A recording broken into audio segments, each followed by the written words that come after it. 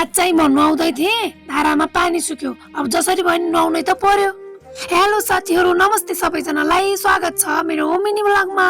सुरुमा त म धारामा पानी आछ कि भनेर हेर्न आएको थिएँ। धारामा सानो पानी आएको रहेछ।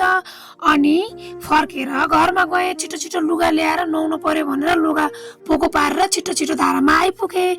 जब म धारामा आइपुगेँ तब धारामा पानी सुकेको। अब भोलि स्कुल जानु छ, जसरी पनि नुहाउनु त पर्यो। अनि यतिकैमा यसो सोचेँ, यता ग्यालेनमा चाहिँ म्याडमले पानी भरेर राख्नु भएको रहेछ, त्यसैले पनि नुहाउँछु। अलिकति बाटामा पनि भरिएको थियो। अनि म चाहिँ लागेँ कसेर नुहाउनलाई। सुरुमा त मैले कपालमा स्याम्पू लगाएर मजाले मिची मिची कपाल पखालेँ।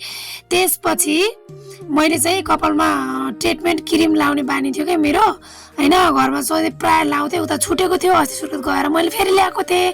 ट्रिटमेन्ट क्रिम लगाएपछि कपाल चाहिँ यसो लोटाहरू पर्दैन कि, सिधा हुन्छ। पहिला स्ट्रेट गरेको थिएँ नि त मैले कपाल, त्यो भएर ट्रिटमेन्ट क्रिम लगाएर मजाले कपाल मिचेँ। मलाई चाहिँ ट्रिटमेन्ट क्रिम कपालमा नुहाइसकेपछि लाउन यस्तो मनपर्छ साथी हो। त्यो जहाँ गए पनि मैले ट्रिटमेन्ट क्रिम बोकिरहेको हुन्छु कि, मजाले कपालमा मिची मिची ट्रिटमेन्ट क्रिम लाउने, अनि कपाल चाहिँ एकछिन पोको पारेर यसो छोड्ने, केही मिनट 10-15 मिनट, त्यसपछि सल्लक्क पखाल्ने है। अब एकछिन ट्रिटमेन्ट क्रिम कपालमा राखुन्जेलसम्म मैले चाहिँ फेस वासले मुख धोइहालेँ। फेस वासले मुख नधोएसम्म कस्तो अर्कै लाग्छ कि, बानी परेर होला। नुहाउने बेला जहिले मैले फेस वासले मुख धुन्छु। पहिला पहिलाकै साथीहरू मैले यसरी भिडियोहरू बनाएर पोस्ट गरेको देखेर धेरैजनाले कुरा पनि काट्नुहुन्थ्यो मेरो पछाडि, होइन। धेरैले सुनाउँथे पनि।